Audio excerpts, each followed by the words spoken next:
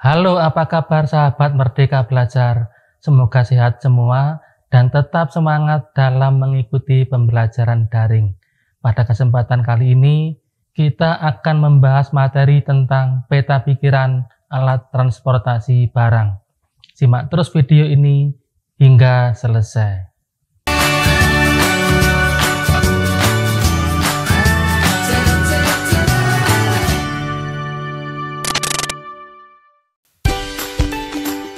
Sebelum ke pembahasan materi, bagi kalian yang baru mengunjungi channel ini, silakan subscribe dulu, aktifkan juga loncengnya agar kalian mendapatkan pemberitahuan jika ada video baru dari channel ini. Like jika suka dengan video ini dan share ke teman kalian jika merasa video ini bermanfaat. Pada video sebelumnya, kita sudah membahas materi tentang pengertian transportasi, kemudian dilanjutkan dengan transportasi jarak dekat, jarak sedang, dan jarak jauh, hingga transportasi yang melibatkan kegiatan logistik. Bagi yang belum menonton, silakan tonton dulu agar lebih mudah dalam memahami pembahasan materi berikutnya. Peta pikiran alat transportasi barang atau mind mapping. Dalam proses perpindahan objek, karakter atau keadaan dari setiap unsur berpengaruh pada cara kerja keseluruhan dari sistem transportasinya. Misalnya, karakter air di dalam gelas berbeda dengan karakter air di dalam botol kemasan. Maka, cara pemindahannya pun akan berbeda. Membawa air yang ada di dalam gelas akan lebih berhati-hati daripada membawa air yang ada di dalam botol kemasan, karena air dalam botol kemasan tidak memiliki risiko tumpah. Perpindahan objek pada prinsipnya melibatkan beberapa unsur, antara lain jarak yang dilalui, jenis barang, sumber tenaga, sistem kendali, sistem penggerak, dan medan yang dilalui. Sekarang kita bahas satu persatu. Yang pertama, jarak yang dilalui. Jarak yang dilalui di sini apakah jarak dekat, sedang, atau jauh? Transportasi jarak dekat tentu saja berbeda dengan transportasi jarak sedang dan jarak jauh. Transportasi jarak sedang dan jarak jauh selalu membutuhkan kegiatan logistik karena proses transportasi itu sendiri memakan waktu yang lama, sehingga penyimpanan barang agar tetap aman harus juga diperhitungkan. Yang kedua, jenis barang. Memindah barang yang memiliki karakter berbeda, misalnya telur, botol, buah, dan lain-lain, tentunya alat transportasinya yang digunakan juga berbeda. Memindah telur harus lebih hati-hati daripada memindah botol dan buah, karena telur ayam adalah komoditas yang mudah rusak.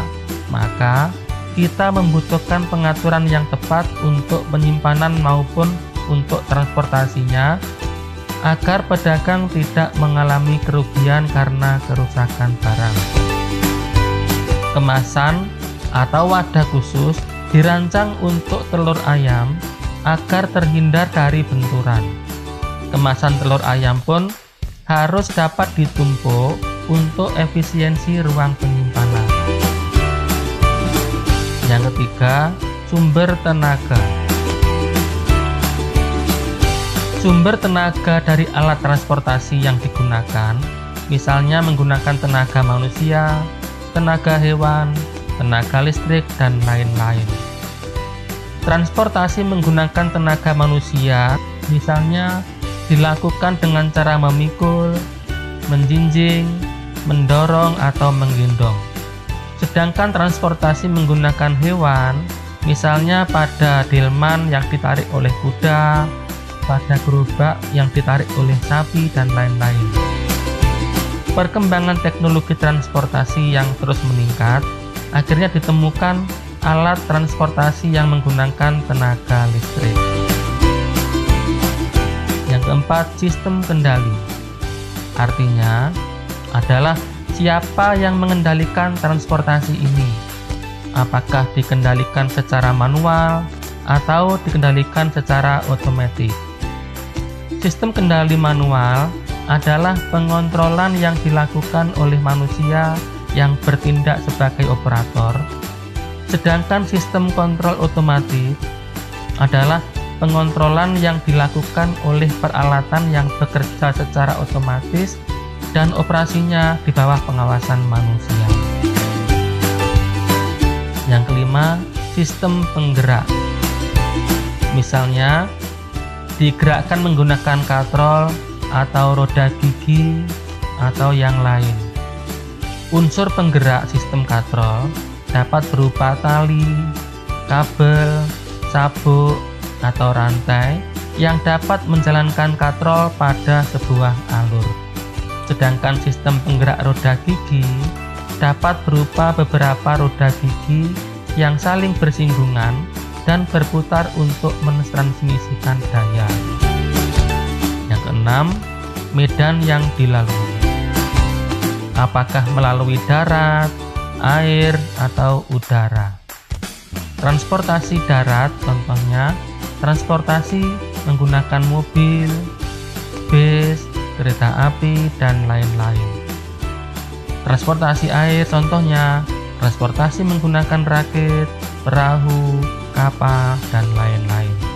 Sedangkan transportasi udara contohnya pesawat, roket, helikopter, dan lain-lain. Medan melalui darat masih bisa dibagi lagi menjadi jalan setapak, jalan berbatu, keramik, dan lain-lain. Sedangkan medan melalui air, misalnya sungai, danau, dan laut.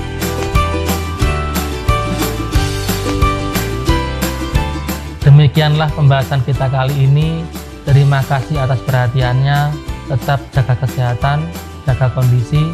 Semoga pandemi COVID-19 segera berlalu. Sampai jumpa pada video selanjutnya.